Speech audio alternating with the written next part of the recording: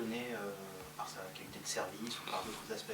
Ouais, je trouve qu'il a bien servi. Je pensais pas qu'il servirait, ou je pensais pas qu'il servait aussi. Voilà. Alors, en tout cas, aujourd'hui, il était précis et avec un gros pourcentage de première. Voilà. Après, évidemment que ça aide quand je lui offre un peu ce premier break, ça le met en confiance sur son service, donc ça l'aide à mieux servir. Sur l'ensemble du match, comment toi tu joues ce que tu as réussi à produire? Euh, Pas grand chose, il y avait pas énormément d'énergie, c'était pas facile. Il a su tenir quand j'ai eu quelques occasions et a su profiter de ces occasions quand il en a eu, donc voilà. Et là, on est dans une situation un peu particulière parce on est à, on est à 14 jours de la phase finale de Coupe Davis. C'est un moment où il y a des joueurs qui partent en vacances ou qui réfléchissent à leur programmation. J'imagine que pour toi, c'est pas évident de savoir comment tu vas occuper les 2 semaines qui viennent, entre un peu de repos et la reprise de l'entraînement.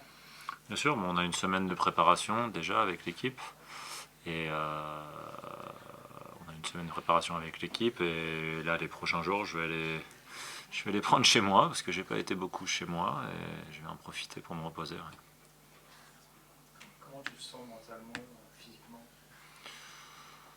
Mentalement bien, physiquement correct et assez fatigué. J'ai l'impression, on a l'impression que, parce que t'es pas le premier à qui ça arrive, finalement, que c'est dur d'enchaîner les 2 tournées, l'Asie puis l'Europe Indoor en fin de saison comme ça. Ouais, c'est pas facile.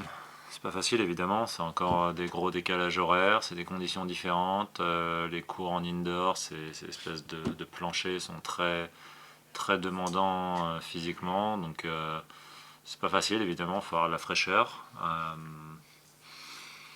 Voilà, on a fait ce qu'on pensait être juste pour être dans le meilleur possible.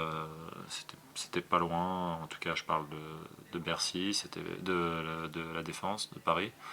C'était pas très loin de pouvoir potentiellement faire quelque chose de bien. Puis voilà, tout continue, la saison continue.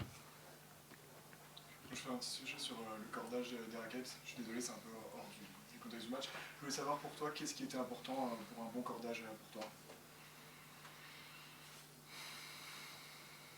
Pas grand-chose. Non, c'est propre à chacun. Donc moi j'ai besoin, si je parle personnellement, j'ai besoin de réactivité dans mon cordage. J'ai pas besoin qu'il soit hyper solide parce que j'ai un plan de cordage fermé, donc je casse très peu. Voilà, c'est surtout de la réactivité et la réactivité.